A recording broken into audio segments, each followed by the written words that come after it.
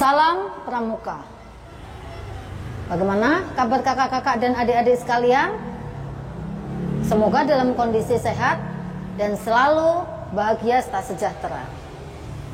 Pada kesempatan ini kita akan belajar kembali tentang tanda pengenal di seragam pramuka, penegak, dan pandega. Oke, siapkan dulu kakak-kakak alat tulisnya. Kita mulai membahas satu persatu. Silakan perhatikan. Pertama, Kak Elis akan mulai dengan tanda umum. Yang termasuk tanda umum adalah 1. Tanda pelantikan. Ini untuk putra dan ini untuk putri. Penempatan di seragam pramuka adalah di tengah saku baju sebelah kiri untuk putra dan untuk putri di ujung kerah baju sebelah kiri. Kedua, tanda wosem. Ini untuk putra dan ini untuk putri. Sedangkan untuk penempatan di seragam pramuka adalah di atas saku baju sebelah kanan untuk putra dan untuk putri di ujung kerah baju sebelah kanan. Ketiga, setangan leher. Yang penempatannya di seragam pramuka adalah dikalungkan di leher dengan kedua ujung menggantung di depan dada dan dipasang menggunakan ring setangan leher.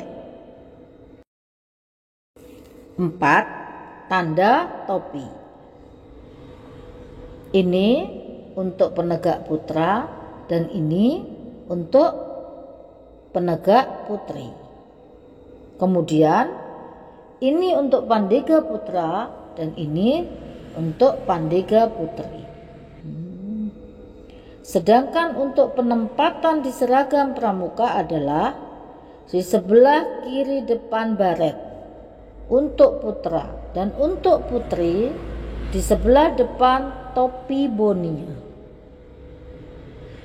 Yang kelima, papan nama atau tanda pengenal nama diri. Penempatan di atas saku baju sebelah kanan di bawah tanda wos untuk putra dan untuk putri menyesuaikan. Kemudian tanda satuan. Yang termasuk dalam tanda satuan adalah 1. Pita wilayah atau pita lokasi, dan penempatan di seragam pramuka adalah di lengan kanan baju sebelah atas. Pita nomor atau pita gudeg, dan penempatan di seragam pramuka adalah di lengan kanan baju di bawah pita wilayah. 3. Lencana wilayah, dan penempatan di seragam pramuka adalah di lengan kanan baju, lebih tepatnya di bawah pita nomor atau pita gudeg. Tanda satuan terkecil. Tanda satuan terkecil untuk penegak adalah sangga. Dengan tanda sangga seperti ini, sedang satuan terkecil untuk pandega adalah reka dengan tanda reka seperti ini. Untuk penempatan tanda satuan terkecil di seragam pramuka adalah di lengan kiri baju sebelah atas. Tanda ambalan dan tanda racana. Bentuk dan warna sesuai ketentuan ambalan dan racana masing-masing. Untuk penempatan baik putra maupun putri dipasang dengan baju sebelah kiri tepat di bawah tanda sangga untuk penegak dan tanda reka untuk pandega. Tanda krida. Setelah penegak sudah dilantik menjadi penegak bantara, maka penegak boleh bergabung ke satuan karya untuk pengetahuan dan peminatannya. Sedangkan satuan terkecil di satuan karya adalah krida. Pemasangan tanda krida adalah di lengan baju kiri di bawah tanda saka. Tanda saka. Bet saka adalah tanda pengenal untuk penegak dan pandega yang tergabung di satuan karya. Pemasangan bet saka adalah di lengan baju sebelah kiri atas. Dianjurkan untuk penegak dan pandega saat bergabung di satuan karya untuk memiliki minimal 2 baju seragam pramuka. Jadi, saat aktif di saka menggunakan baju seragam yang bertanda saka. Sedangkan saat berada di gugus depan menggunakan baju seragam dengan tanda satuan ambalan atau racana masing-masing. Kemudian kakak lanjutkan dengan tanda kecakapan yang termasuk dalam tanda kecakapan untuk pramuka penegak dan pandega adalah sebagai berikut. 1. TKU atau tanda kecakapan umum. Setelah menyelesaikan SKU, pramuka penegak dan pandega berhak mendapatkan TKU sesuai tingkatannya.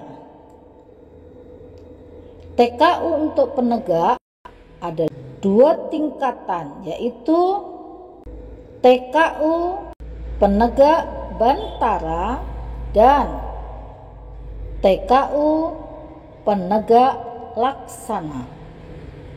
Sedangkan untuk TKU pandega hanya ada 1 tingkatan, yaitu TKU pandega saja.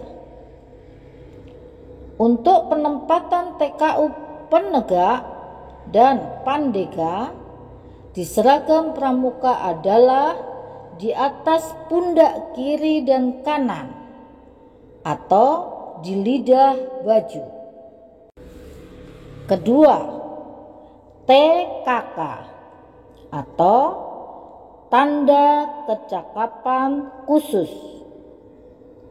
Setelah dapat menyelesaikan syarat kecakapan khusus, penegak dan pandega berhak mendapatkan TKK, dan TKK dalam penegak dan pandega terdapat 3 tingkatan, yaitu purwa, madya, dan utama.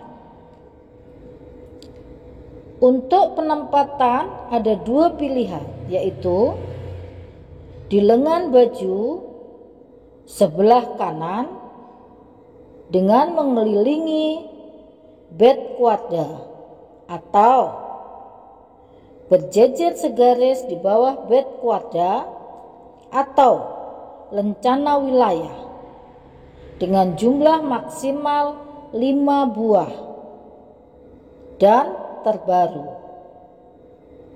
dan selebihnya dipasang di tetampan. 3. Tanda Pramuka Garuda atau TPG. Setelah menyelesaikan syarat Pramuka Garuda, penegak dan pandega berhak menerima tanda Pramuka Garuda. Tanda Pramuka Garuda untuk penegak seperti ini, dan tanda Pramuka Garuda untuk pandega seperti ini. Penempatan tanda Pramuka Garuda di seragam pramuka pada saat upacara dipasang sebagai pita kalung, sedangkan untuk tanda Pramuka Garuda harian dipasang di atas saku baju sebelah kiri, di atas tanda penghargaan lainnya. Untuk putra dan untuk putri menyesuaikan.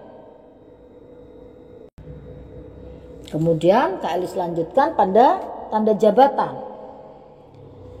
Yang termasuk dalam tanda jabatan untuk pramuka penegak dan pandega adalah sebagai berikut. 1. Tanda pradana, tanda pemimpin sangga, tanda wakil pemimpin sangga untuk penegak dan untuk pandega. Tanda pradana racana, tanda pemimpin reka, dan tanda wakil pemimpin reka. Kedua, tanda jabatan pengurus penegak dan pandega antara lain Dewan Ambalan untuk penegak dan Dewan Racana untuk pandega, serta Dewan Kerja mulai dari tingkat ranting, cabang, daerah, dan nasional. Untuk penempatan di tengah saku baju sebelah kanan untuk putra dan untuk putri menyesuaikan. Kemudian kakak lanjutkan dengan tanda penghargaan. Yang termasuk dalam tanda penghargaan untuk pramuka plus penegak dan pandega adalah sebagai berikut. 1. Bintang tahunan.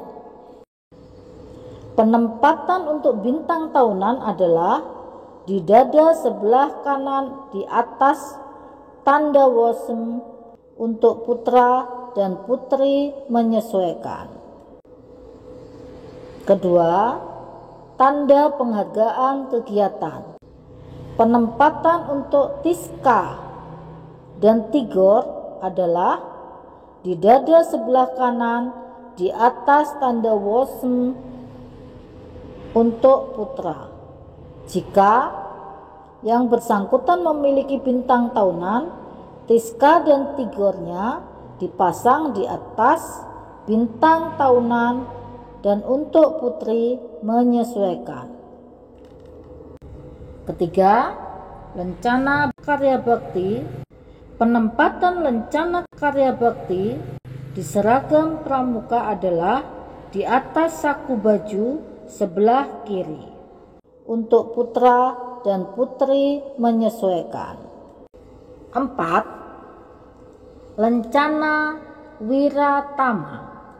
Penempatan di atas saku baju sebelah kiri untuk putra dan untuk putri menyesuaikan. 5. Lencana taladan.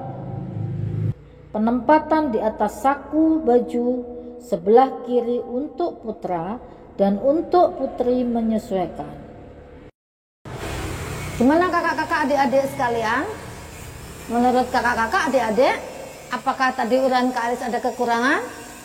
Kalau ada kekurangan atau kurang tepat, mari kita koreksi bersama-sama dan bisa kita gunakan untuk kegiatan berikutnya.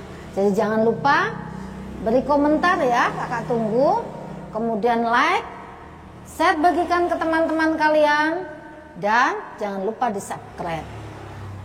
Dan juga kakak pesan, ikuti terus video Kak Elis berikutnya sehingga kita sama-sama belajar untuk membuka wawasan tentang kepramukaan kita dan semakin mencintai pramuka dengan sepenuh hati.